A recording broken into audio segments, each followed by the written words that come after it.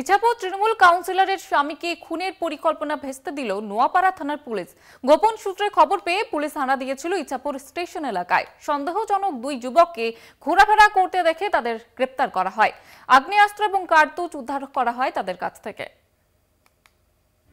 বেশ কয়েকদিন ধরেই ভিন রাজ্য থেকে দুষ্কৃতীরা আগ্নেয়াস্ত্র নিয়ে এই রাজ্যে এসে খুনের ঘটনা ঘটাচ্ছে, কিন্তু পুলিশ জানতে পারছে দুষ্কৃতীরা ধরা পড়ার পর। সম্প্রতি ব্যারাকপুর শিল্পাঞ্চলে কার্তুজ আগ্নেয়াস্ত্র সহ দুই দুষ্কৃতীকে গ্রেফতারের পরও সামনে আসছে হামলা ও খুনের ছক। নোয়াপাড়া থানা এলাকার উত্তর ব্যারাকপুর পুরসভা 13 নম্বর ওয়ার্ডের কাউন্সিলর সুপ্রিয়া দাসের স্বামী সঞ্জয় দাসকে খুন করার জন্য পরিকল্পনা করা হয়েছিল বলে দাবি জগদ্দলের বিধায়ক সোমনাথ শ্যামের।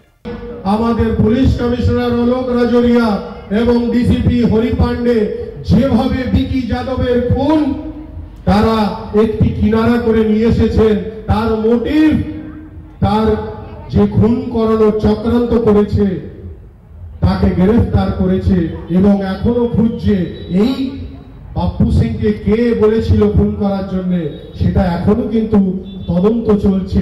কিন্তু সেই খুনের ছক বানচাল করে নোয়াপাড়া থানার পুলিশ।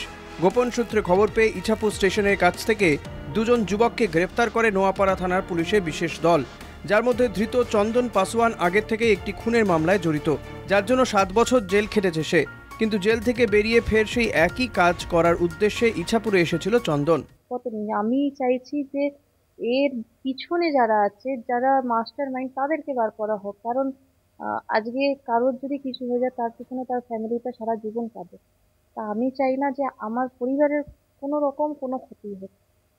তাই আমি সকলের কাছে রিকোয়েস্ট করব, ইভেন আমার উচ্চ নেতৃত্বকেও রিকোয়েস্ট করব যে পাশে দাঁড়িয়ে যে অ্যাকচুয়ালি এর পিছনে আছে তাদেরকে বার করা হোক। অভিযুক্তদের গ্রেফতারের পর প্রকাশ্য মঞ্চে ব্যারাকপুরের পুলিশ কমিশনার অলোক রাজরিয়াকে ধন্যবাদ জানান বিধায়ক সোমনাথ শ্যাম। ব্যারাকপুর থেকে অভিজিৎ সিং এর রিপোর্ট, কলকাতা টিভি।